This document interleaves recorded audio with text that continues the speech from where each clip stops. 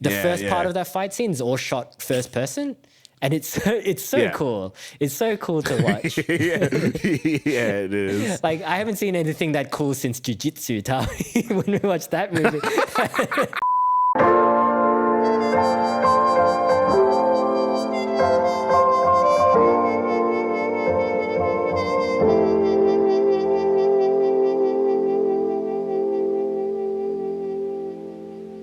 Hello, everybody, and welcome to another episode of Two Asian Blokes podcast, a podcast where we talk about Asian pop culture, films, TV shows, comic books, anime, music, food, video games, whatever we're feeling at the time, really. My name is Dan with H. With me, as always, is my co-host, Tavi. Hi, Tavi. Hi, Dan. You're sounding a little bit more pleasant on the ears. So what's going on there? You noticed, did you? Yes, of course. I'm an audiophile now, man. I got a voice coach. That's what's happened there, Tavi, I bet. Oh, you got a voice coach? yeah. I've been working on it. You know, people were saying that I was really annoying on the air, so I've been smoking cigars and drinking whiskey and trying to get that husk going. We trying to go for the Ron Perlman voice. Yeah, gravelly, you know. The gravelly, yeah. That's the dream. That's the first thing that came to my mind. I was watching Pacific Rim earlier. That's a good example. It's a good example. Yeah, Ron Perlman. Yeah, timeless. No, you're right. I did upgrade my gear. So I have a new mic. It's the Joe Rogan mic, which is a dream of all podcasters to own this mic. And certainly the dream of our sound engineer, Risky. Yeah, Risky's going to have a lot more ease. Makes his life easier. Unless I fucked up the settings, which is very likely because it's the first time I'm using this interface. It's probably fine. Well, we record raw audio, so it's really easy for him to fix shit up. I mean, I'm only sort of just realizing this when I was working on Don't Fret Precious. Good plug. Check out the trailer. Yeah, check out the trailer of my short film. You can really do a lot with raw audio. Like, for you camera nerds out there, it's sort of like I wasn't aware that you can just change the ISO and the white balance in the software. Like, it basically means that you don't have to do really any adjustments if you're shooting on red. You can just so we've been paying Risky for nothing, really, is what you're saying. But you can only do that with good equipment, though. Okay. I mean, that's why at least I sound good. But that's why at least we can sound good, because we record with the 32-bit float and whatnot. And he can make us do whatever he wants. He can make us sound like J-Lo if he wanted to. Could he make us sound like Bane? If he really wanted to. Hello, he can make us sound like Bane. Welcome to Two Asian Blokes podcast. It is a balance of a creative thing. Like, we actually have to try to do the performance, because he was showing me how to do some auto-tune shit. And like, if the person knows how to sing, like, you can really manipulate a lot. If the person can't, then it's like then you get a Kesha song or a T-Pain song. But that's not giving T-Pain credit, because T-Pain can actually sing. Can he? Just likes. I don't know if I've ever heard him sing without auto-tune. No, I think. Well, someone showed me a clip of him singing live, and he can sing. He just likes using the auto-tune sound as it's sort of his trademark, really. But I mean, T-Pain, isn't he basically like dead in the eyes of mainstream media now? Isn't he rich though, Tavi? I heard he's probably really, really rich, and he doesn't need to do shit anymore. Oh, yeah. He's probably super rich, but he's not in the limelight anymore. For the amount of work he did, I think he's done very well for himself, Tavi. You don't have to worry about T-Pain. He's fine. I'm not worried about T-Pain. I'm just saying, like, if people in history classes, it's like, we have the legends like Plato, Aristotle, T-Pain. Two Asian blokes. Two Asian blokes, yeah. So now that we both have the Joe Rogan mics, we should all see the views swim in. We shouldn't even have to do anything. Yeah, because when it comes to podcasts, it's all about audio quality, isn't it, Tavi? It's all about audio quality. It's not about toxicity and vile takes at all, is it? We just need to. What's the thing that really gets the views? We have to do more hate content. So we just have to say, like, this really popular thing that everyone likes sucks. Yeah. So I guess that's when we will get it for the One Piece season 2. That's how you get clout, Tavi. And then we can finally start pushing our vitamin supplements. The dream of all podcasters. I'm not the vitamin supplement guy. I'm more of the like the life coach lessons person, Oh, yeah. internet life coach, Yeah. with lessons that you're absolutely wasting your money on. Have you ever wondered why a bus has 52 seats and a Lamborghini only has 2? Oh, that's more like manosphere stuff. Oh, okay, yeah. It's like, yeah, just tell women that they're ugly and they'll love you, kind of thing. That find my 12-step course for, on how to riz people. Yeah. I think you have too much hair on your head to do that kind of podcast, Harvey, to be honest. Oh, yeah, true. Yeah, I need to be like balding. Yeah. My blood pressure is too low as well to be able to sound that kind of podcast as well. Yeah. So I'm not red. I'm not like red enough and angry enough. Yeah, you're not. Oh, I could go like the Jordan Peterson route and be like philosophical kind of thing, as you were saying before. Yeah. Just podcast stuff, We can always pivot. We'll workshop a couple of things and see what sticks. Two Asian Blokes, the podcast where we're philosophical about things and make hate videos. Yeah. Just Sometimes so we just hate women for no reason. Yeah. Yeah. People on the internet, like, it's probably not, it's for like alt-right people, I guess, or like far-right people. They just love hating women, man. Yeah. Yeah. But like the I think I was telling you this last night. The only thing that seems to have drawn that solidarity, and we're gonna bring it up again, is K-pop Demon Hunters. That's the only. It's uniting the world through music. This is like Bill and Ted's Excellent Adventure, but it's K-pop.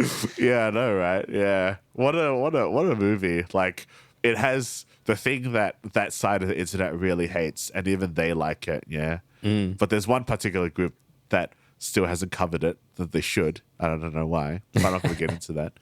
But anyway, not until we get enough clout. And then once we get enough clout, we're coming for you. You know who you are. Well, we were talking about J-pop Demon Hunters. It would just be like significantly more pervy. And I'm pretty sure, and I was saying, I'm pretty sure that there's an anime out there that concept already exists. Yeah, most likely. And that the idea is not niche enough. I think Japan, if they made an anime, it would be quite dark. Quite a bit darker than K-pop Demon Hunters somehow. No, they do the like the kind of takopi animation style. It'll be like what's that? Puella Magical Madoka or something. Yeah, whatever that is. Yeah, cute girls being just decapitated by monsters. I remember one of our good mates in Japan, British fellow. I mean, I think we can name him Zenon. Yeah, he's got his own. Check out his music. Music production. Yeah, he's good cool. shit if you like synth wave. Yeah, check out the music that he did for a game, Atomic Owl, as well. Man, we're just doing all these plugs for free, man. Fucking hell, aren't we just nice guys? It's for clout, Harvey. It's not for free. It's for clout. Well, Zenon showed us like a few episodes of that when we were just hanging out at his apartment. Yeah. And then it's just like the third episode because it's all been cute, and then it's just like decapitation of magical girl. Yeah. It's good. But it's not overly violent though. It needs to go more full on, I think, like takopi style. Yeah. Yeah. Idol culture has always been a part of Japan, probably arguably before K-pop. So, I think so, they have seniority definitely. in this field. They can tell you how it really is. They can go places that K-pop Demon Hunters is too afraid to go. J-pop is more niche. I don't think K-pop is even niche anymore. K-pop has more Western influence, so it is more accessible. I mean, I'm going into Coles and hearing like Le Seraphim playing, man. Yeah. Along with like, You say that like it's a bad thing, Tavi. No, I'm not saying it's a bad thing. I'm just saying like, wow, like we've really like it's gotten into the mind where like Coles Radio starts playing it. It's you're into the like the general audience. You're up there with John Mayer and and Guy Sebastian. Yeah, you're not going to hear the ice cream song play anytime soon at Coles. No, though it should. I showed you that clip of them where it was like a live performance, and it was just like I'm not sure if it was the whole team, but it was basically the Nanika Ski song. Yep. And then they're just, I think it's not even the original three. When it gets to the part of the song, it's just this whole team of just idol women. Yeah, it was just like 2 minutes of Nanika Ski. Just like all these idols just saying what flavor of of ice cream they like. Yeah. And it's epic as like the It is. audience. Oh man. There's a lot of masculine energy in there. It's like that scene in fucking Avengers Endgame where they're all coming out of the portals. But it's just Nanikaski. It's the real life version of that. Yeah. If anything is going to unite the world, it would probably be that ice cream song. Very deadly, catchy song. All right, Tavi, what are we talking about today? Yeah, We're doing a bit of a different thing today, aren't we? yeah, sort of, but not really. We are celebrating one of our more recent favorite directors, I would say, and maybe famous in Indonesia. I'm not sure if, probably not famous in the West, but definitely has had an influence on Hollywood executives. But we're talking about Timo Tjahjanto, who was part of the Mo Is that brothers. how you say that? Yeah, I don't know. Risky will Risky, tell me later. auto-tune it, make it better. Fix Yeah, it. auto-tune it, yeah. You can just re-record your voice and just speak over it when I say it. Yeah. So he's one half of the Mo brothers. I think the otother one is Timo Stamboel. Yeah. Not real brothers, not blood related, right? Yeah, no, they're not real brothers, but they both have Mo in their name. Yeah. Anyway, but they separated in a sense that they creatively divorced each other and have gone on to success, not like the Coen brothers, apparently, who have had a list of stinkers recently, I think. But anyway. Not like those Safdie yeah. brothers, not like those Wachowski siblings. Justice, you nearly misgendered there, Dan. You already got your new podcast and you can just start. Anyway, so Timo has been announced as the director for The Beekeeper 2, one of our favorite action movies. One of our last year. favorite Jason Statham things to talk about. Yeah, The Beekeeper. Not a Yeah. terrible movie. I rewatched it recently, but I was surprised that it is getting a sequel, and pleasantly surprised that the sequel is being helmed by Timo. Name some Timo movies that people might have seen. Well, we're talking about two today. We're talking about Nobody 2 and The Night Comes Yeah. For Us 2018, which I think has a cult following. Yeah, in terms of his Indonesian movies, he did. I think it's called May the Devil Take You, and May the Devil Take You 2, which is a horror film. I've seen the first one. I fell asleep because I was really tired when I was watching it at like 2 a.m. in the morning. But that was a good movie. That's more like Evil Dead style. He did Headshot, which has Iko Uwais in it. I think he did Headshot. Headshot was written by Timo, directed by the Mo brothers. So he half directed it. Yep. I mean, he did one of our favorite movies of last year, The Shadow Strays. He did The Big Four. And these two movies are on Netflix. He's done. Did he do Killers? I think he did that The as Mo part of brothers. the Mo brothers Yeah, as Mo well. brothers did Killers. That was a good movie. Yeah, I'd have to rewatch it. And he did like some horror movie, Macabre, I think is the English title, which I have yet to watch, but looks cool. Yeah. So he's kind of known for like horror, but also action. Probably of the two Mo brothers, he's more versed in action, I would say.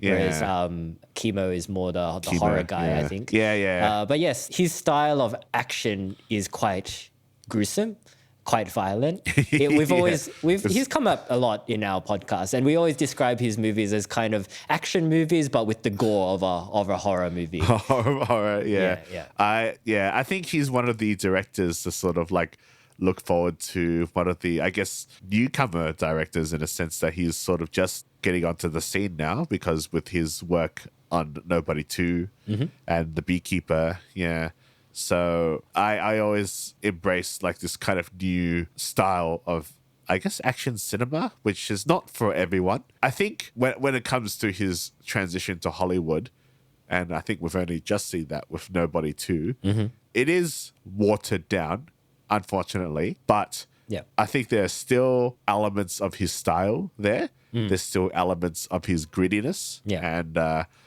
one of my favorite new directors, I guess. Yeah, I'm a big fan of his stuff, and I guess we'll talk about how his style translates to Hollywood when we get to Nobody 2, and kind of compare that to The Night Comes For Us, which is a very Indonesian film. But before we do that, let's talk about The Beekeeper 2. So The Beekeeper 1, when did it come out? 2023 or 2024? I think it was 23. January 2024 for Australia, I think. from memory, because I remember Really? it coming out around my birthday. Yeah, so that film was directed by David Ayer, obviously starring Jason Statham. If you haven't watched The Beekeeper, it's dumb, but it's fun. It's Jason Statham is an ex-mercenary type special forces guy who used to work for a group called the Beekeepers, whose sole purpose, it seems, was to destroy evil in order to protect the hive. So, but he's retired. He's trying to live a quiet life as a beekeeper on a farm. But when the owner of the farm falls victim to a bunch of scammers, like those that kind of like call center scammers. He takes it upon himself to destroy them to protect the hive and kind of get revenge at the same time. When I first watched this movie, I watched it in cinemas. It was okay. I thought it was pretty flawed. I'm pretty sure we did a mini review for it. It was kind of like maybe slightly above mid-tier Jason Statham action. I think I remember criticizing it for like the action being a bit too edited at times and the movie not really being that focused at times as well. Rewatching it, it's actually not as bad as I remember. I think the setup is quite good. And it knows what it is as well. I think it's very self-aware in its delivery as just being a silly movie where Jason Statham is being a badass. I think if the action was shot a bit wider, and this is kind of, it's not really the director's fault entirely. It's kind of like a product of, you know, Jason Statham being a big Hollywood star and also getting up in the years, I think, where they have to kind of film it in a way that you can hide stunt doubles a bit more, I think. Yeah. But yeah, it wasn't the strongest action, I think, from memory. I don't know. I think I disagree with that. I think the action, for the most part of what I remember, was shot more wide than other, I guess, Hollywood dad action films come to. And when I first watched The Beekeeper, I was very pleasantly surprised in how much I enjoyed this film. Yeah. Because it is so silly. Yeah. And I think the film's flaws add to my enjoyment. Like in terms of, I'm not sure if this is a flaw or if it's a feature, but just the amount of bee puns. And that's not a flaw. That's definitely my problem is there's not enough bee puns. You should have been pulling bee puns like left, right, and center. I mean, he does kill someone with a jar of honey at one point, which is pretty good. Yeah, and I think the elements of like Statham sort of as a main character, and I think I mentioned this when we did our mini review, but he almost becomes like an antagonist in this movie because I guess the protagonist or story shifts is more focused on the female cop. It's sort of more about her trying to stop him, but also her conflict is, you know, her as a cop, but it was her mum that was victimized. Yeah. So there's much more of a conflict where Statham, his conflict is just, I don't like scammers and I'm the embodiment or the symbolism of all the old boomers. Yeah.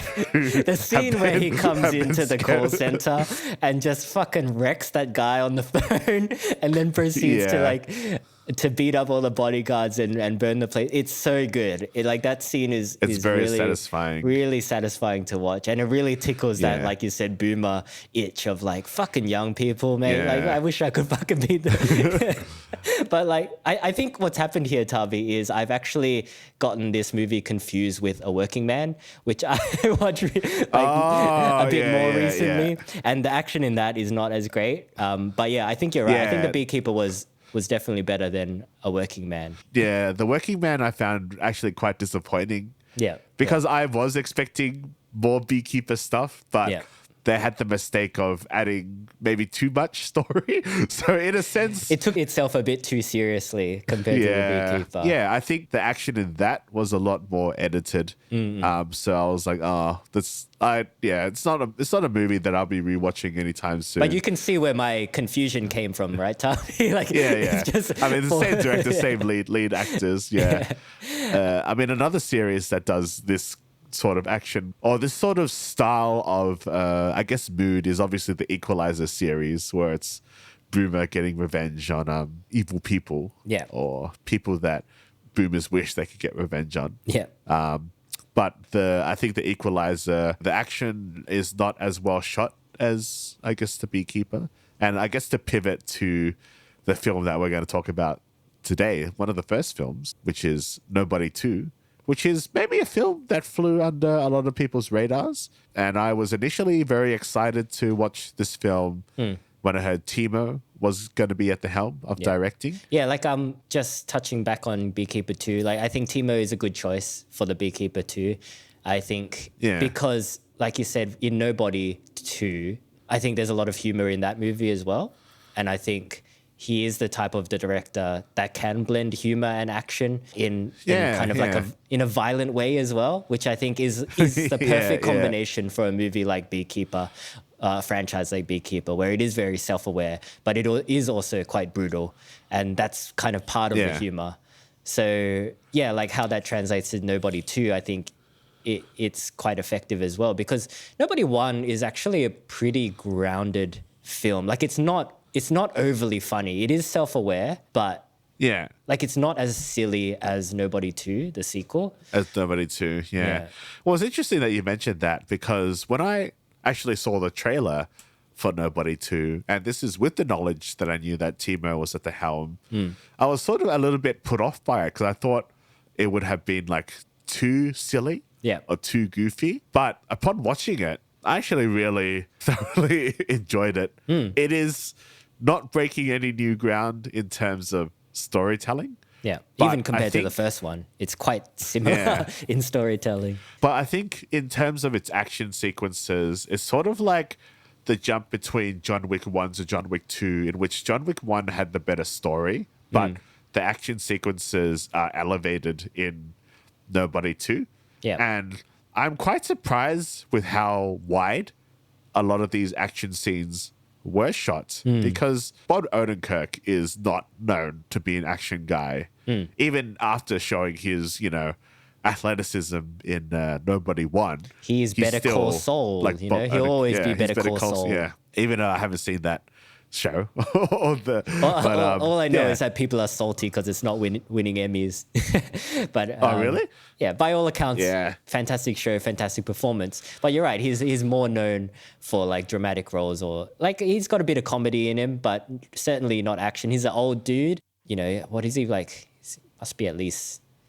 Yeah, he's 62 years old. I think he's 50 right now. Oh, he's 62. Yeah. So he's not. It's not a spring chicken. And the first movie nearly killed him. I think he had severe health problems doing the first movie, like heart-related issues. Well, apparently, like from what I heard or what I read, it was sort of the other way around. Like he was having heart-related issues, but then because he had to do a lot of training for Nobody, it sort of made him healthier. Yeah, but I could be wrong. But either way, he obviously would have had to get fit. Yeah. And Nobody 2 doesn't slow down the athleticism either. I don't think there's a scene in Nobody 2 that's iconic as the bus scene in the first one. Well, there's kind of the same scene, but on a boat. But yeah, you're right. It's not as good. Yeah. But it is such comfort food. There's so much boomer vindication in this movie. Yeah. And I'm not a boomer, but it's just, you and I would love to be this Bob Odenkirk guy. We're old enough to hate young people. And we don't hate all young people. Just the bad guys in this movie. They're all very unlikable, and that kind of helps sell. Oh, they're all super unlikable. Yeah, that fantasy of when you see Bob Odenkirk's character like just beat the shit out of them, it is so satisfying to watch because they're so unlikable. This is the thing that like maybe what the Beekeeper and maybe the Equalizer is missing is the stakes from Bob Odenkirk, who he's not completely unstoppable in the sense that he does take a lot of damage as well. And the stakes is his family, right? Yeah. Very simple stakes. But anyone who is at that age wants to be the guy that can protect his family. And that is just the fantasy that if anybody brings any form of shame to your family, you can just go in and beat the shit out of them. And it's super, super, super fucking satisfying to watch. It's probably not a great lesson to learn. And I know that this film is so trying to say, hey, don't do that. But this movie there is a bit of that, but it's also like, you can do it. Because the family conflict is that they don't really want him to do it at the start of the film, like they kind of want him to just chill, be a chill guy. Because his son is also picking up violent tendencies from watching his dad do stuff. So like the mum is kind of like, yeah, this is not great what you're doing. But then it's also kind of like at the end of the day, he is doing the right thing. So it's not that kind of movie. It's not trying to push like a really strong agenda, really. Yeah. And I think like with a movie with as much mainstream appeal and not really focused on its message, people are going to take away the wrong message from this. But it's also like, at the end of the day, it's a movie that's really not taking itself very seriously because a 62-year-old man taking out, even if you are like a former assassin, and also, you know, with Christopher Lloyd being 82 years old and firing, you know, like a fucking minigun. It's a Gatling gun, Tavi. It's got like one of those cranks. Gatling gun, yeah. Yeah, that's right. Yeah, it's just not it's just not possible. I think this movie sells it a bit more than the first one though, because it is more cartoony. Like the world itself is a bit more cartoony. Like you've got Sharon Stone fucking chewing a lot of scenery as the villain Lindina. So scenery. Yeah. So and she's got like has she's got her own dance sequence. yeah. Morbius style. Yeah. Oh yeah, that's right. Matthew Smith style. Yeah. I actually didn't know that was Sharon Stone. Yeah, same. Yeah, I'm just looking at the cast list now. I was like, wow, fuck, that was Sharon Stone. I thought that was Robin Wright. Oh, Robin Wright. You know the one House of from Cards. she gets killed in Blade Runner. Yeah. But you know, I didn't know that was Sharon Stone. Yeah, she's having a lot of fun. Good stuff. And Connie Nielsen as the wife as well, who who doesn't really get much play in the first movie, but her character is kind of expanded in this movie as she's like a ex-Russian badass as well.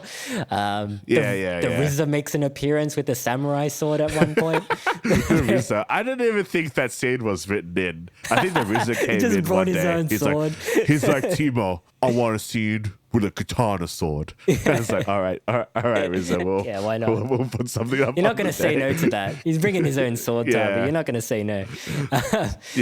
Colin Hanks is there, just being like a bad dude, really unlikable dude. Is quite funny. Yeah.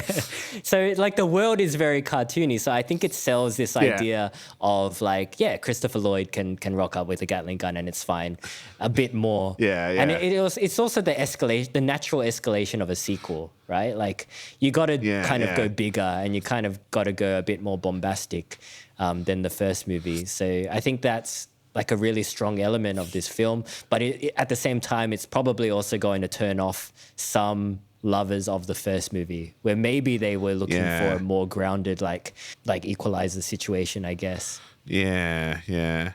I think this movie, in terms of what Timo is adding to it, because I always knew that this was not going to be like a standard Timo affair, because like Timo, you can't have somebody sawing a guy's leg off with a bone saw. You can't. So how many decapitations can I have? None, Timo. This is Hollywood now. There's one decapitation in this. I don't remember. RZA cuts the guy's head off. Oh yeah, but there's a few like dismemberment moments. It's not cruel in the sense of compared to the next movie that we're going to be talking about after this. Bob Odenkirk loses his finger, right? At one point. Well, he loses his finger. There's a few moments where like guards are blown up and you see like legs and arms fly around a little bit. There are moments where there's like a little bit of what I call giblets, is when it's sort of a staple in Timo movies where a certain body part cops a lot of damage and you see flesh like leaving or flying around. It's definitely more violent than like a John Wick type of movie. It's more more Timo than David Leitch, this movie. Even though Leitch is still on as a producer, and it is still Hollywood-ified compared to something like The Night Comes For Us.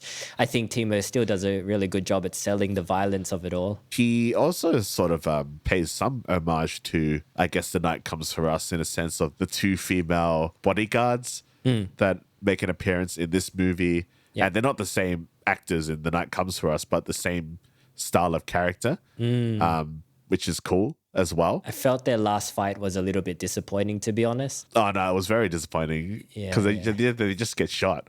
Like they don't have a fight scene, unfortunately. But they're around they're being a badass at times. Yeah. I would have liked to have seen like a final fight between them and Bob, because that would have just been really cool. I think that maybe that might have been Bob's limit. I don't think he can do the one-on-one, because I'm assuming that there's a lot of stuff where you can hide a lot with the stunt doubles. I found it pretty noticeable at times because Bob Odenkirk's wigged up in this film, which helps with masking some of the stunt doubling. But I still felt at times like it was pretty clear when it wasn't Bob Odenkirk and when it was. Like I think there was a scene in like a warehouse where he's kind of beating up a bunch of guys, and I'm like, oh yeah, it's not as seamless as a John Wick movie, I felt. Like I think there's a bit of a difference in body type with the stunt doubles that is quite noticeable at times. Yeah. But like, I think it's hard because, and we'll probably talk about this when we talk about The Night Comes For Us, but like when you're working with like martial artists that are martial artists by profession, when compared to like actors by profession, you have a bit more freedom with your shots. You can film things a bit wider. You can also do a lot more like kind of camera movements. You can do around longer the takes. Yeah. Where in something like the Nobody franchise, you have to be a bit more selective and you're a bit more restricted in where you need to place the camera. And I think maybe that's where Timo's lack of experience in this field maybe played a bit of a part. I don't know. I don't think I was ever really taken out of it. Like, I didn't really notice it that much because a lot of those sequences are like quite dark. So I think and it is hidden. quite quick. But I think I like when comparing it to something like The Shadow's Edge, which we talked about last week. I think that was a bit more seamless compared to Nobody 2. Yeah, I don't know. I didn't think it was that much of an issue for me. It wasn't like they changed the character's race or anything like that. It wasn't like an old school Jackie Chan movie for sure. But I think maybe Timo just kind of pushed it a little bit further than kind of the format allowed him to at times. But yeah, I think if you're not looking for it, I don't think it's something that would really take you out of it that much. Yeah. And the action is good. The action is definitely larger in scale than the first movie. And than the first one. Yeah.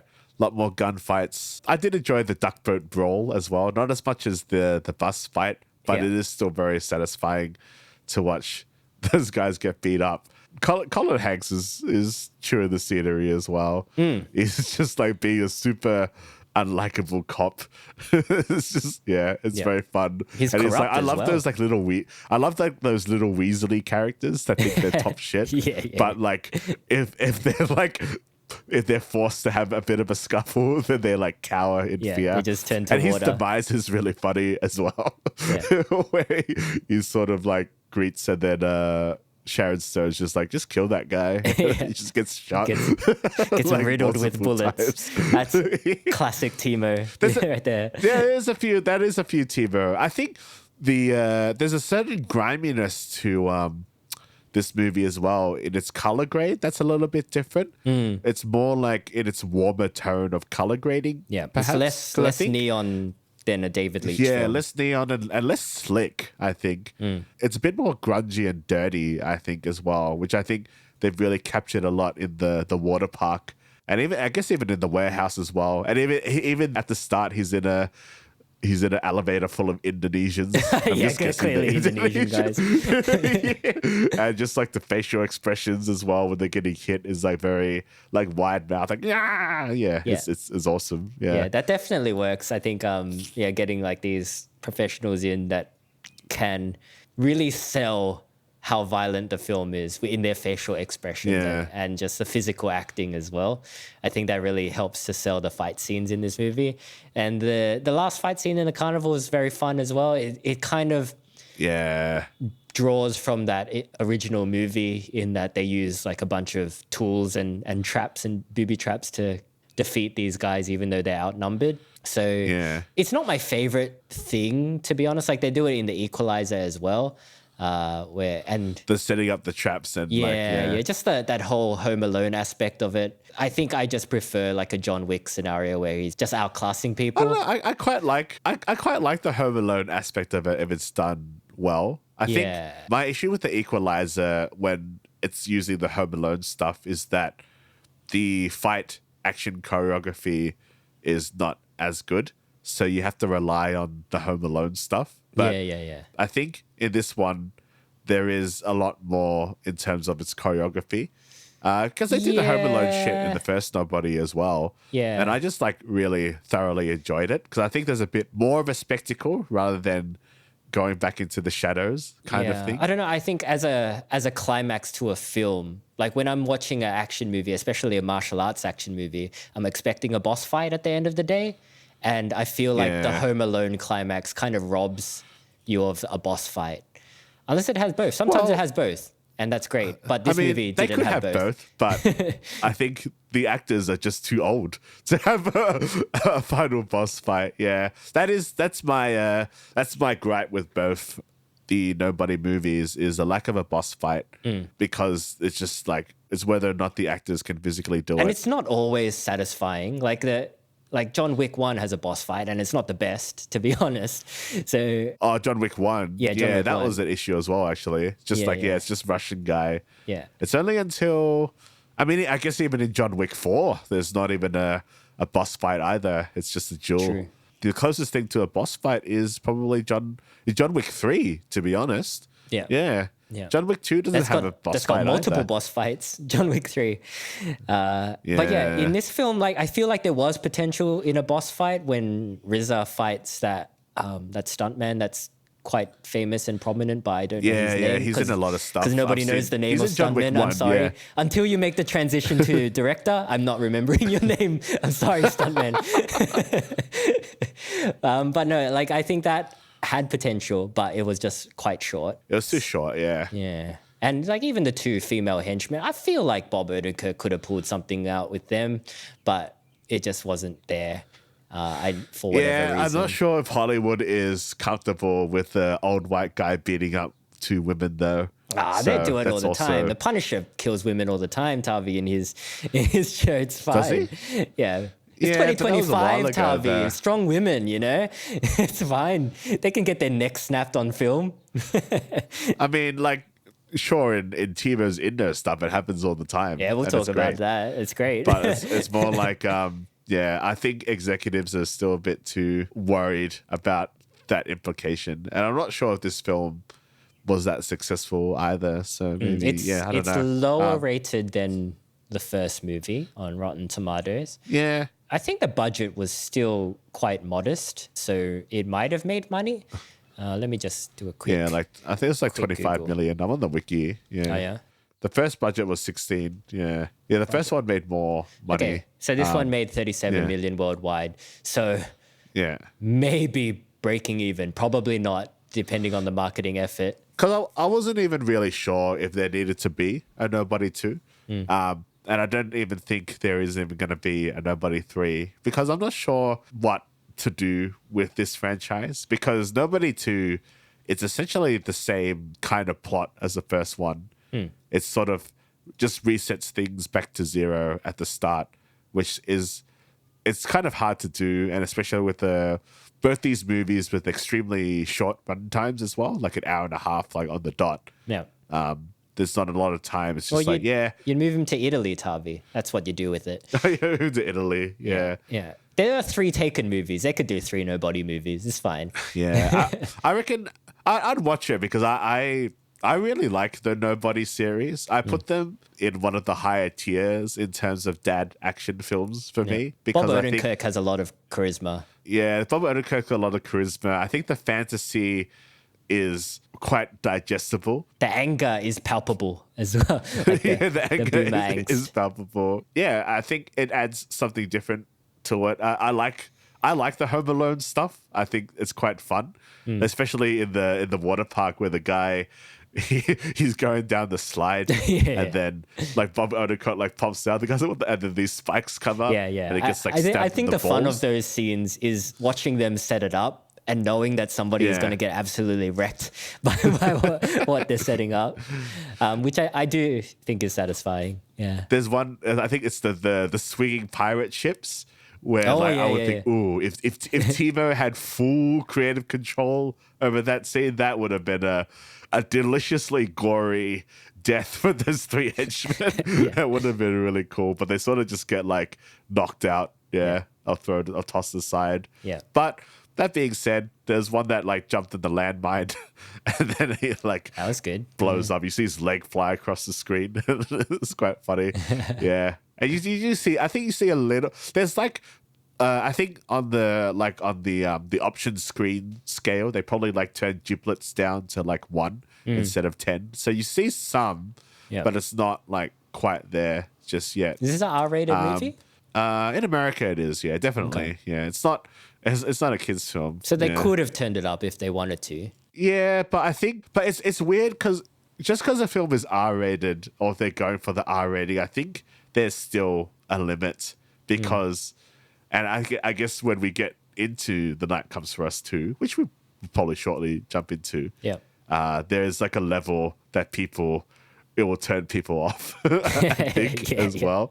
So it's like because John Wick movies are R-rated films, but they're not that violent. Yeah. Because you and I like we're sort of like gorehounds. We kind of enjoy it from like a fun and a like technical standpoint. It's hard to do, but it's quite fun. But most people, even if something is like R-rated, it's still made to a level where a normal average Joe person would enjoy it. But that being said, I think Nobody 2 is still a fairly violent film. Yeah. It's not holding back too much of its punches. And it makes me look forward to seeing what the Beekeeper 2 has in mind. I mean, it's similar, isn't it? So, it's a tried and tested concept of the boomer fantasy of revenge. Yeah. But this time it's got Jason Statham. Who do you prefer, Jason Statham or Bob Odenkirk? Probably as an action star, maybe Jason Statham. Yeah, I don't know. I think for this kind of movie, it's Bob Odenkirk, but I'm not sure if he could be like, I don't know if he would be like an equalizer, for example. Yeah. But I mean, comedians can sometimes just do that super serious role. So I don't know. I read somewhere that it is easier for a comedian to transition to drama than a dramatic actor to transition to comedy for whatever reason. Like I'm thinking Jim Carrey and Robin Williams. It can be done though. Liam Neeson. True. I haven't seen that movie, but I've heard it's good. I've heard it's good. Yeah.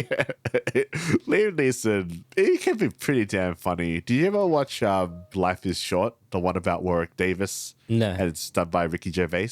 No, he's like the dwarf actor who was like Willow. Yeah. And like it's sort of like a fictionalized version of his life. And there's these segments where these actors come in to meet like Stephen Merchant and Ricky Gervais. And there's this really funny scene where it's the three of them and then like Liam Neeson comes in and it's like, I want to start doing comedy now. And it's like, yeah, okay. And it's like, no. He's trying to do like a bit and he's talking about AIDS. It's like, look, AIDS, it's not like, it's like Liam Neeson like can't get out of like trying to make fun of AIDS. But because he's basically playing like Taken Liam Neeson. Yeah. So it's really funny. So he's actually got really good comic timing. And I think from what I've seen in the trailers, it looks like has translated into it's just that deadpan humor. Leslie Nielsen had deadpan humor pretty down pat as well. So it makes a lot of sense. It's brilliant casting that I would never have thought of. Yeah. But Leslie Nielsen was always a comic actor though. Yeah. Whereas Liam Neeson is Schindler and then Taken movies. Just Taken Forever. movies. Taken and variations of Taken. Yeah, that's what I'm saying. He was just Liam Neeson movies. Taken, but with a different title. He's on a train, he's on a plane, he's walking along the graves. I saw a thumbnail for he's a in the film snow that came up in. Yeah, that one. What's that movie? It had a really ridiculous. I'm going to look probably up like Liam Neeson Black Snow or something. Snow movie. Cold Pursuit? Yeah, I think that's it. That sounds like one of those like detective novels. Liam Neeson is a snowplow driver out for revenge. A grieving snowplow driver, Tommy. Well, is it Cold Pursuit? I'm looking at another one, and it's called I think there are two. I don't think this is the one that I saw. But I just typed in Leonisa on Google, and there's the Ice Road and the Ice Road Vengeance. That's the one. I know it has a colon in the title. Ice Road Vengeance. Yeah, there's two of them. It came out this year. It's Ice Road and Ice Road Vengeance. Yeah, so he's doing stuff. He's working.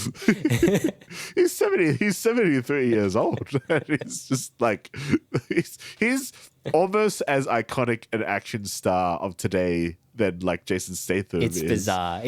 They do the same kinds of movies, but Jason Statham is at least 10 years his younger. Well, the thing about Statham, and the thing that I respect fully about Statham is Jason like doesn't give a shit because I was watching some interviews and he's like, yeah, like, you know, he knows that he's not a great actor. He just says, I know my strengths and I'm going to play to them well. And hey, presto, you know, he's probably one of the most sought after. He says that now, stars. Tavi, but you know, you never know. Maybe he'll get skinny and put on little glasses, and maybe he'll do a Benny Safdie movie. You know, you never know with these guys. Yeah. They're always doing stuff. But I look forward to him and Timo teaming up. I think that's a really fun pairing. Yeah. I hope that Hollywood lets Timo show his style a bit more. Yeah. I hope they like give him a little bit more leeway because Jason Statham movies are not really gory either usually. So yeah, I need a little bit more like gargling of blood, which maybe we should talk about. Well, I guess before we get on to Night Comes For Us, I would say I really enjoyed Nobody 2. Give it a watch. Yeah. I mean, if you need some comfort movie, it's Nobody 2. Yep. You'll feel very satisfied, and there's no surprises in this film. No. So just enjoy the ride. It's surprisingly delightful. Yeah. Yeah. It's probably on streaming now as well. Watch it. Yeah, I think it is, yeah. Speaking of movies that are on streaming. As extremely delightful. Yes. The Night Comes For Us, 2018 film. Yes. From Indonesia, directed by Timo, starring Iko Uwais and what's his name? Joe Taslim, of course. And featuring Julie Estelle, she was sort of Indonesian, like she wasn't a martial artist, but she embraced that action role for a bit. Yep. But I'm not sure she's making as many movies. She was, of course, Hammer anyway. Girl in The Raid 2. And she was also in Headshot alongside Iko Uwais. Yeah. So bringing her back, they've all come together again. The Night Comes For Us. This was the first movie I ever logged into my Letterboxd when I discovered Letterboxd back in 2018. Yeah. And this is probably one of my favorite action films of recent time, which is, I guess, 6 years ago. It's up there. Like, I think this is a severely underrated action film. I think it's Indonesia's third best action movie, coming after The Raid 2 and The Raid 1. Yeah. I'd seen Timo's film Headshot, which I didn't like as much. It was still like quite violent, but I think there's a sort of like slow pacing or sort of maybe it took itself a bit too seriously. Whereas The Night Comes For Us, it does take itself very seriously, but there are so many fantastic over-the-top action scenes and just really, really well choreographed burly brawls. Yeah. in a sense. The strength of this film is in the escalation of the action scenes. Like they start off like quite violent, but they get more and more violent, and it gets to the point where you think they can't get more violent, but then they just. So I think it's almost like shock cinema in a way. And this is to the point where we talked about the level of violence when like turning the dial up too high. Because I didn't watch this with a big group, but I think one of my mates, I think Boone, watched this with a few of the East Side boys, and it had a mixed opinion, and a lot of it was the violence. Like it was too much for some people. Yeah. There is a lot of knife in the throat or slashing someone's throat, and there's a lot of gargling. And unlike a Hollywood movie, it doesn't cut away from it. You see it. And it's quite cruel as well. It is. It is quite cruel, and it is very uncomfortable to watch at times. Not even in terms of like people getting decapitated and killed, but even just like the really like somebody will cop a knife to the mouth, and like then it's not a fatal thing, but it's just like, oh, don't like that. I think it's because like it's the realism is the agony before they die. Because I guess in a Hollywood film, it's like they get shot or they get thrown and they're just dead. Yeah. But there is the lingering agony of someone who has just got their throat cut. Like when you get a paper cut in between your fingers, that's kind of like, oh, it makes you wince. It's not like, it's not fatal, but it's uncomfortable. It's also the environments in which people are getting cut. Because it's like in Indonesia, it's all this sort of like 100% human, getting tetanus like grunge. from that. If it's not the immediate shock that's killing you, it's the tetanus as well. Yeah. I mean, the first action scene, or one of the first major action scenes, is in the butcher, and man, it's just like, oh, it's already quite a gruesome thing to do. Yeah. And like one guy gets crushed by a carcass. Well, he gets slashed between like the gape of his mouth. Oh, yeah, and you yeah, see yeah. that sort of like, and he's like, and he's got his mouth He gets open really. jerkified, And yeah. he like he like backs off and tries to like use the cow's carcass that's hanging on a hook as like something to keep him up. Yeah. To keep his balance, and then he just collapses along with the carcass, and the carcass falls and crushes his head, which explodes into giblets. Yeah. And it's amazing. Yeah. And this is just prior to him cutting a guy's leg off with a buzzsaw as well. Yeah. Where I think, I guess we should get into the plot of the film a little bit. Where it's, Joe Taslim's character, he is part of the Six Seas, which is a gang of gangsters who control Southeast Asia's. They're like the enforcers of the triad in Southeast Asia. Yeah. And they control like the drug trade, the human trafficking routes and stuff along Southeast Asia.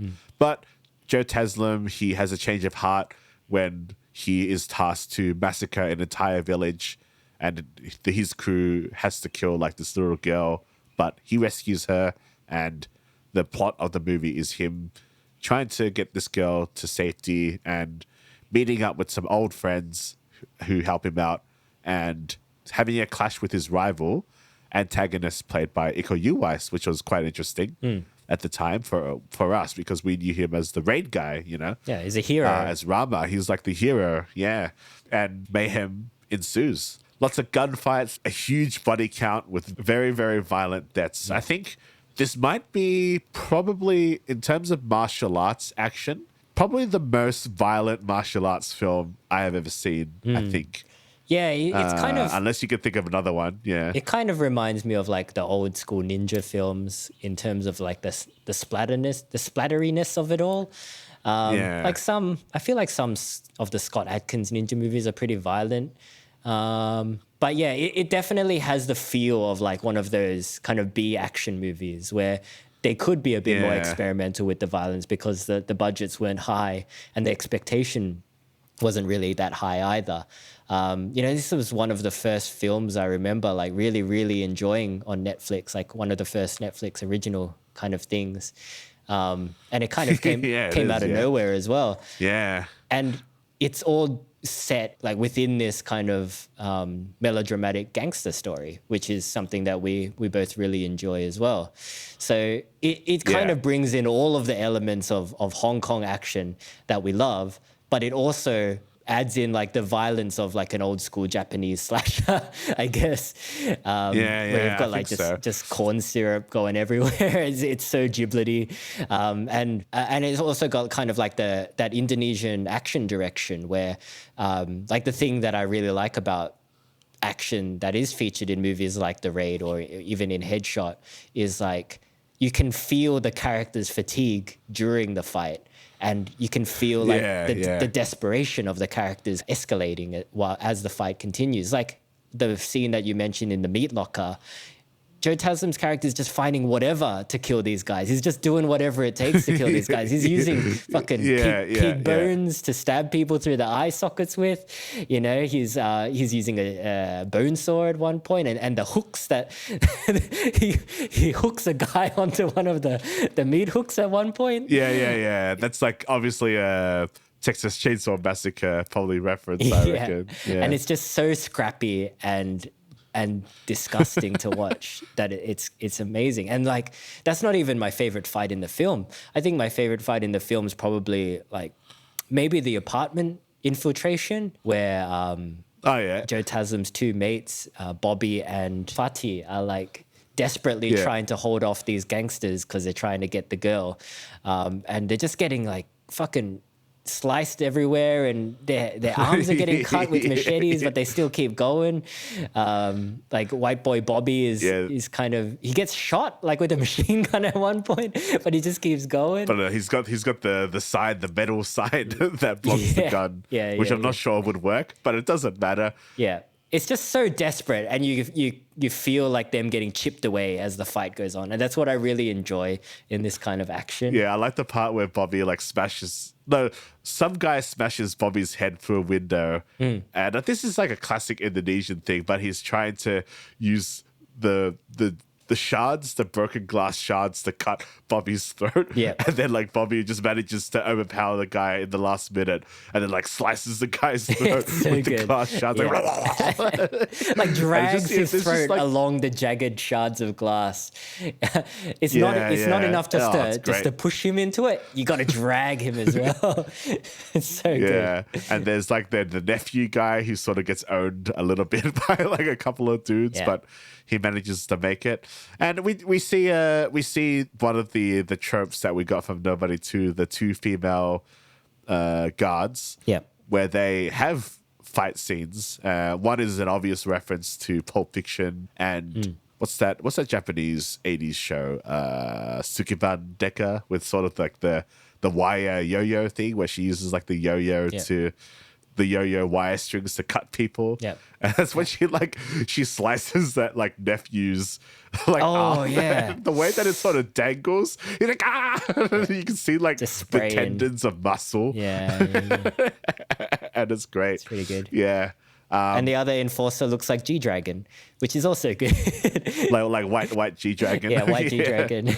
Yeah, she's cool as well. She's got like a number of cool action scenes where she likes to sort of, I guess, de-intestine people or something, if that's the word for it. She uses a kukri style of knife. Yeah, that's it, a kukri. Yeah, they're both good. The character design in this film is pretty like comic booky at times. Maybe not as comic booky as the Raid 2, where you have Hammer Girl and baseball. Well, it was designed as a graphic novel at first. Yeah. Like, because I remember following this for a little bit. I think it was a graphic novel that Gareth was initially going to direct. So it wasn't even going to be Timo that was going to direct this at first. It was going to be Gareth Evans. Yeah, but it's written by Timo. You know what? I'm actually kind of glad that it was Timo instead of Gareth, because I think I would have enjoyed Gareth's vision as well, but it would not have been as unique a vision in a sense that it wouldn't have been something different, I guess. So the difference, what we got in this, is with Timo's horror movie violence. You can't really lose with those two directors. It's like... Yeah, because they fuck with each other a lot. It's like James Cameron and Ridley Scott, you know? Like, you're going to get a good Alien movie either way. It's like Park Chan-wook and Bong Joon-ho, like back in 2003. It's like, yeah, man, we just make cool movies. I just like Timo's vision because it's so unique. Gareth's vision is quite unique as well, but I feel like there is kind of a niche genre of films where it's a martial arts film, but it's got the gore of a horror film. It's kind of a dying genre, which I think Timo kind of fills that void a bit more than Gareth. Yeah, but it certainly works for this film. Like, it's so... the environment, like you said, is so dingy that when they do very gory stuff, you can feel like the gratuitousness of the violence a bit more, I think. And it really like adds to the escalation, because the more blood that is sprayed everywhere, the grimier the environment gets. Yeah. They're like slipping on the blood around each other and shit as well. It's awesome. The Julia Estelle fight with the two guards. Like, she had like blown up a bunch of people like in the corridor, and their like body parts are still in the hallway. And I really liked how when she's fighting the guards, like they land back into that hallway, and like Julia Estelle pretty much lands in all of that like gore and viscera, and like it's still there. And to use that environment as a backdrop for your fight scene. It's just really cool. There's also kind of a standout side character we often quote a lot, and that's Johan. He's like a squirrely, like Weasley guy. He used to be part of like their crew, but he stole their money and started a butcher. He's just like a little ratty guy, and he's the epitome of like. And I apologize to our Indonesian listeners, but he's the epitome of anjing and bansang. It's just he swears so much. There's a bit where like after the butcher fight scene, like Joe Taslim has him cornered and he opens like the fridge to get the money, and then like Johan like sasses Joe Taslim, and then he like slams the fridge onto his speakers and it's jig. It's really funny. It's like, he gets his foot shot with like a shotgun or something or a handgun, and it's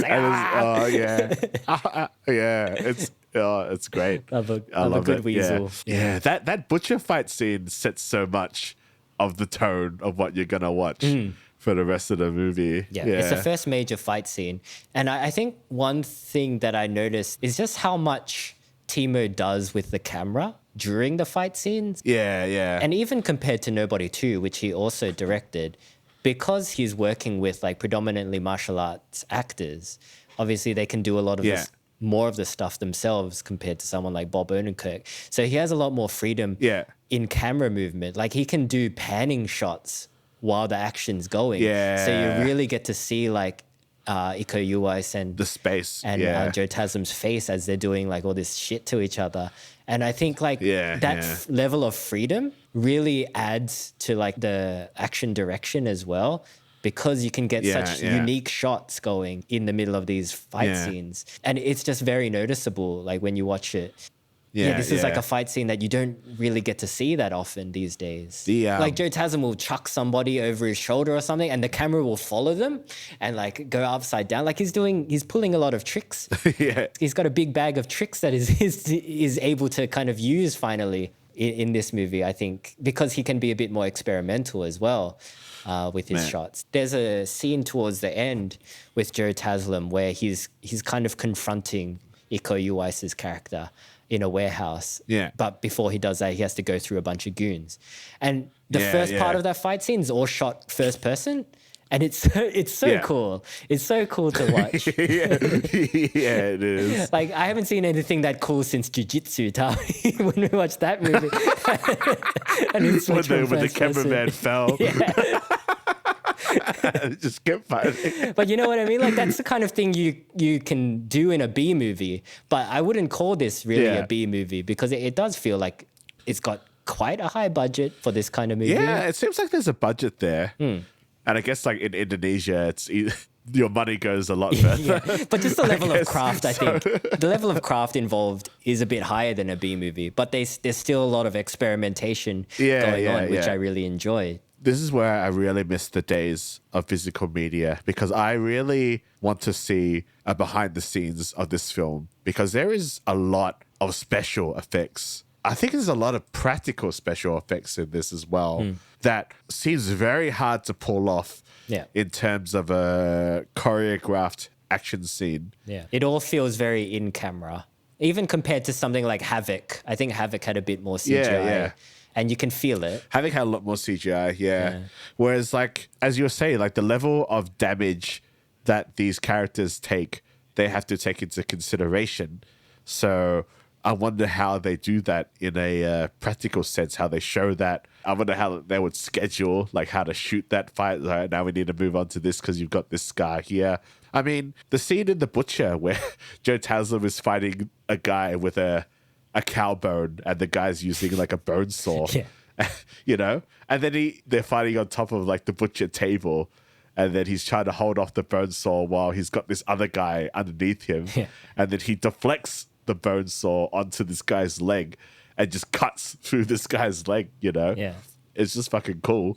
I just wonder how they did that. And even one of the other standout fight scenes as well is the operator character, which is Julie Estelle, when she fights the two guards. And one of them has a pretty like brutal, well, I guess they both have pretty brutal deaths if you think about it. Yo-Yo Chick, she gets I guess, a taste of her own medicine where I guess Julie Estelle sort of fights her way to get the string around her hand and her neck. Shit choice of weapon. And then she ties it to like a... It's very impractical.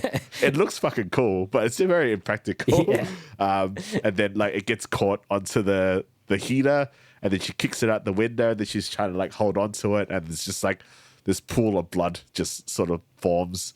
Yeah, there's a lot of gurgling in that, and her fingers fall off as well. There's a ton of just for added insult. If her fingers get cut through, and like the fight between, and then it's the fight between her and like White G-Dragon, I guess, is like it's quite like brutal as well. Julie Estelle, she loses a finger, and it doesn't come off completely though, Tavi. It doesn't come off completely. Yeah. That's like that added little bit of It's like it's just hanging on, and then like she just like I'm just gonna rip it off, which might have actually been somewhat of an homage maybe in Nobody 2 where like Bob Odenkirk gets the top of his finger cut off, but like in this one it's hanging on, and it's just that's the thing, like that level of practical effects as well, because there's a lot of that in this movie where people are literally being held by their skin. You know? And also the final fight scene, which goes on, it's a really long fight scene. Yeah, so this is Iko Uwais and Joe Taslim's characters face off against each other. And it's a great fight scene, And just the amount of like shit that they do to each other. They're crashing through everything. Yeah. They're using box cutters. They're getting slashed by all this like tetanus-inducing stuff. And even outside it looks so painful. Outside of the gore elements, like the martial arts is spectacular in this film. Not everybody is at the same level as these two. Like these two are probably the most gifted in terms of, being able to do this kind of intricate choreography, especially Iko Uwais. But my God, it's so good. It's so fun to watch, even before they start hacking at each other with fucking box cutters and shit. Like there's a bit where Iko Uwais throws a kick and Joe Taslim goes to block it, but it's like half a kick. Iko Uwais fakes him out, and then Joe Taslim drops the guard and he continues the kick. It's so good. It's so fun to watch. And then like the environment really plays a factor in this fight scene as well, because once it starts to become more of a knockdown brawl, like again, you see that progression of like, Iko Uwais has the upper hand at the start because he's the more talented fighter. But at the end of the day, it just becomes a knockdown brawl. Like it doesn't matter how good at kicking you are. Like you're still going to get a box cutter to the face, mate. That box cutter, he shoves it into like Joe Taslim's mouth, right? And then he like is extending the blade until it like pierces the cheek. Yeah. I remember when I first saw that, I was like, oh, fuck it. That looks so painful. And this is where people dropped off, right? This is probably where people are like, oh, it's a bit much. Yeah. I have a thing about like box cutters. I find box cutters a little bit menacing somehow because they just look... Does it remind you of being accosted by eshays on the train, Tavi? Is that why? No. It's just something about a box cutter design that looks very threatening to me. Like you can sort of picture what it's like to be cut by a box cutter. Because it probably there's wouldn't something very kill clean you. about it. Yeah. It's just that it's very thin. It's a very thin and sharp blade, like a razor. Yeah. It just looks disturbing. And I think it's because it's also very easy to access as well. Because like nobody's buying a kukri and nobody's buying a karamba, but everybody can buy a box cutter. Oh, I don't know. These days in Australia, Tavi, it's getting harder and harder to buy a knife. True. Well, for good reason. Well, you can't buy machetes anymore. I mean, even kitchen knives. I think that's a bit of a knee-jerk reaction. Well, even kitchen knives, you kind of have to show ID these days. In Sydney, anyway. Oh, yeah. No, you have to do it in Australia as well, because I think we went camping and then we needed to just buy like a knife from Coles, and then we tried to do the self-checkout, and then it's like we had to have a guy look at it. Yeah. And he's like, yeah, cool, you're not going to kill anyone. And then you were like, I'm king! And then stabbed him in the face. That'll teach him. I think one of the first iteration of giblets that I have sort of witnessed was in this film where Joe Taslim is being taken away by corrupt cops, and he sort of wakes up and he has a scuffle with them, which is also one of the first times I saw a guy take multiple gunshot wounds to the face. And which culminates in a bloody mess to the back of the head. Yeah. That scene is really funny as well, where the guy's got like the MP5 or whatever, and he's like trying to shy it away from Joe Taslim, and then it points at the other guy, and then he's got Joe Taslim has the electric baton, and he like shocks the guy to like shoot the other guy's head. That's very so creative. Yeah. And then he pulls the pin out of like this other guy, and then he uses that guy's body as a shield. Yeah. And that's where the car explodes and does a flip. And they show the car inside of the flip. And you see all this like dry rubble of just like burnt giblet parts floating around. I remember when I first saw that, I'm like, oh, this movie is fucking awesome. Because that's kind of what would happen. It's just like, yeah, man, like we're just massive meat bags, you know? There's going to be a lot of shit flying around. Yeah. It's sick. That's a really good shot as well. Just the interior of the van just flipping over. Yeah. Good stuff. Yeah, I would love to see how they did some of that stuff as well. I mean, we haven't really talked that much about the story, but it does culminate in Iko Uwais' character and Joe Taslim's character facing off in order for Joe Taslim to kind of get his freedom, really, but also get a bit of revenge. How do you feel about the relationship between these two characters? I think it's built up enough, but that might also be in terms of its extra diegesis. Because I know who Joe Taslim is, and I know who Iko Uwais is. And for anyone who is into Indonesian cinema or Indonesian martial arts films, it is sort of the weight and the I guess the popularity of these actors that sort of ties that halfway through. I think this is how the movie was sold as well. Yeah. The trailer was kind of like Joe Taslim and Iko Uwais facing off. Yeah. Please, more of it, man. I mean, I'm a big actor versus actor guy. I love it. It's one of my favorite It's good stuff. kinds of films. You know, you got I Saw the Devil, Face Off, The Gray Man.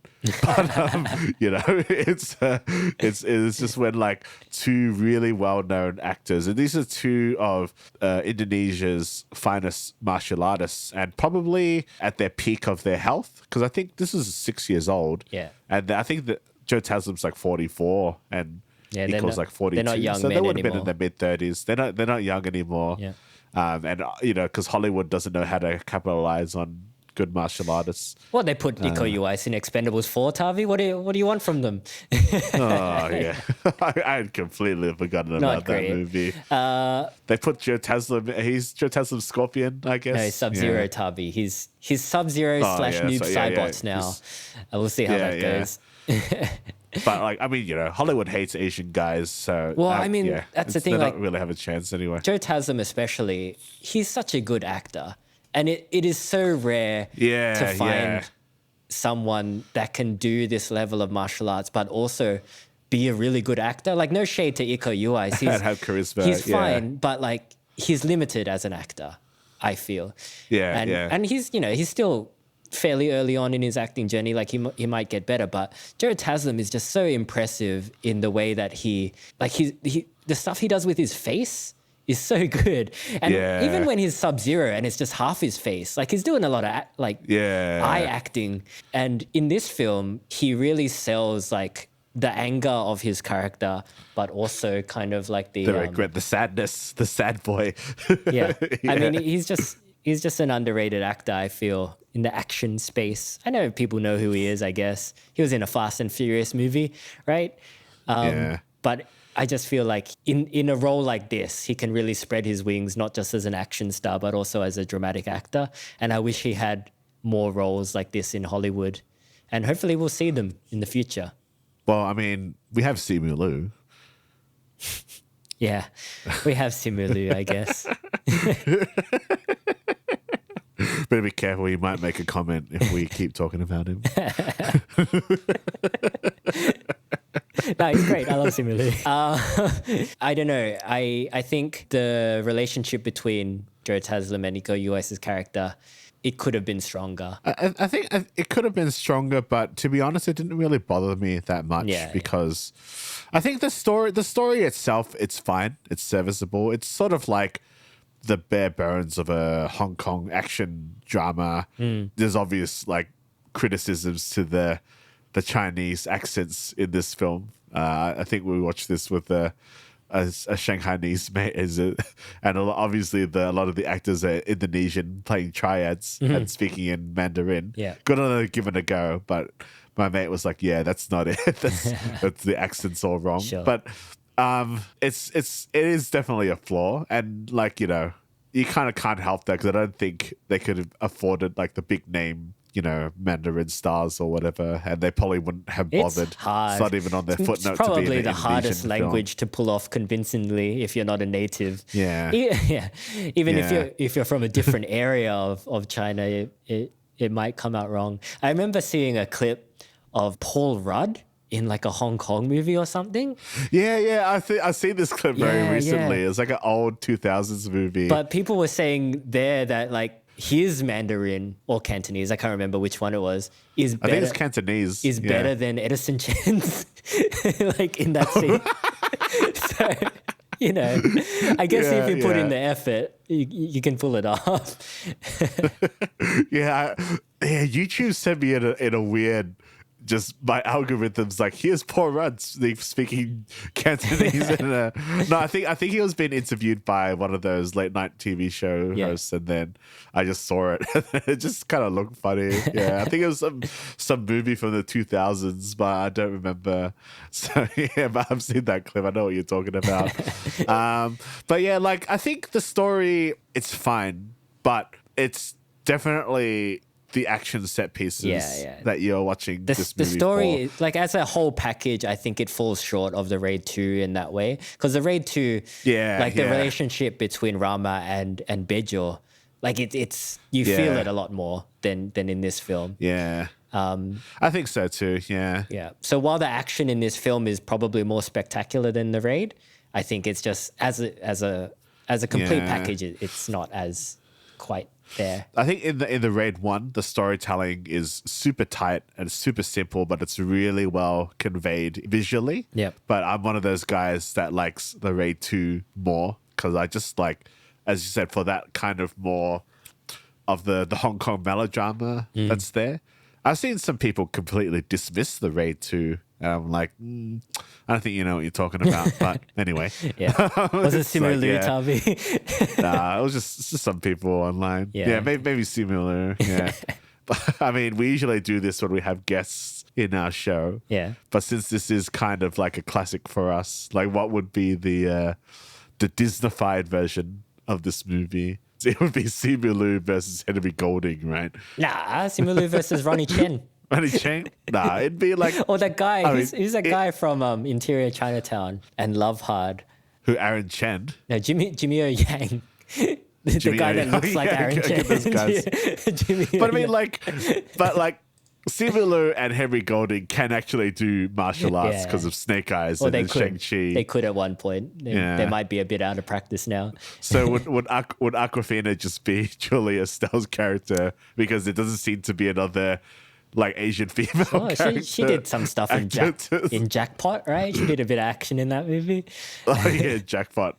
And Shang-Chi, maybe. Yeah. Yeah. She would just be like the operator, but just very sassy and annoying. I mean, I don't think I don't think the talent is lacking to make a Disney-fied remake. I think it's just more how far they're willing to go with the actual good bits in this film, which is the action, and the gore. Yeah. That's what would hold it back in a Hollywood production. I know you're the PR guy in our team. Yeah. But I do have a feeling that it might actually be the talent as well.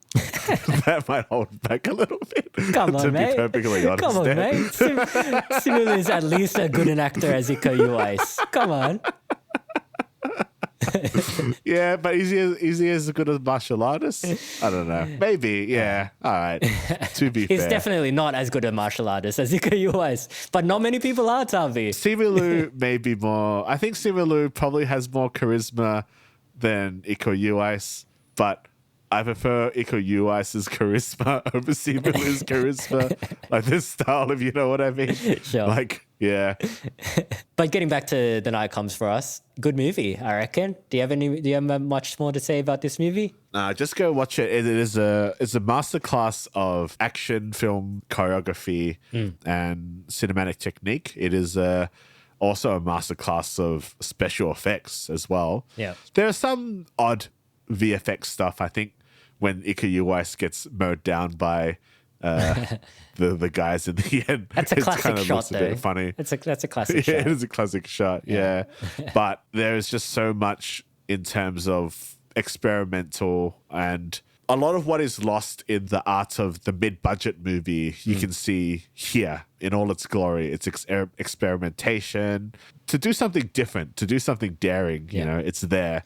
And you still see Timo doing this in movies like The Shadow Strays, but I think this is this is almost like, you know, his magnum opus, I think. Yeah. I think it's his best film. Yeah. It's like better lit, I think, than The Shadow Strays. The Shadow Strays can be quite dark and it obscures a lot of what you're seeing. And there's a bit of CGI stuff going on as well in that movie. But yeah, this movie is fantastic. Yeah, like the world is built enough that you can get what's going on. It's not convoluted. It's very easy to follow. It's easy to watch if you're not... If you can stomach the violence. Yeah, if you're not too squeamish.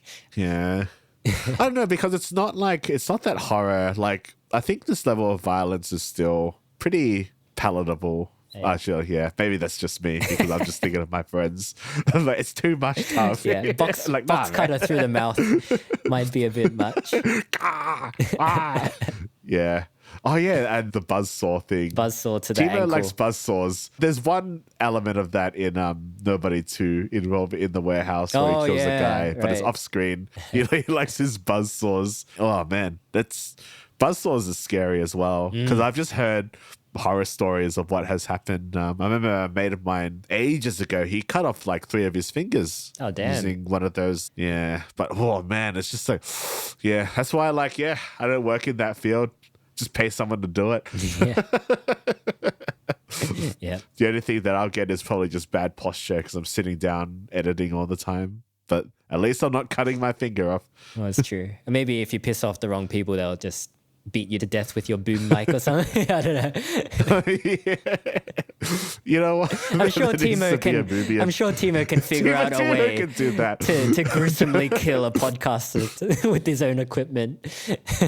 Maybe there needs to be some kind of like movie about podcasters that Timo does, but the guy uses like audio equipment and filming equipment to beat people. Maybe the Beekeeper 2 will be about podcasters. I think that there's a lot of potential there. It'll be about Manosphere. Yeah. It's funny. That would be very satisfying to watch. Yeah. No, just give this is a movie that like improves every time I watch it. It's just a lot of this extra stuff that just adds to the enjoyment of this film. Indeed. But guys, what did you think of The Night Comes For Us?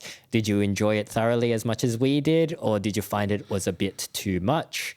Where would you like to see Timo's The Beekeeper 2 fall? Let us know. You can get in touch with us at twoasianblokes@gmail.com. You can join our Facebook group to be part of the conversation, or you can follow us on Instagram and TikTok at Two Asian Blokes to see what we're up to. You can check out all our Manosphere content there. It's all there. Or maybe we're a lifestyle channel. We'll workshop some stuff. I mean, we're not very Manosphere by talking about this movie. It's got like strong female leads in it. Yeah, but at one point, Iko Uwais just beats the shit out of one of them, like effortlessly. So, you know. Oh, yeah. You know. Yeah, it's true.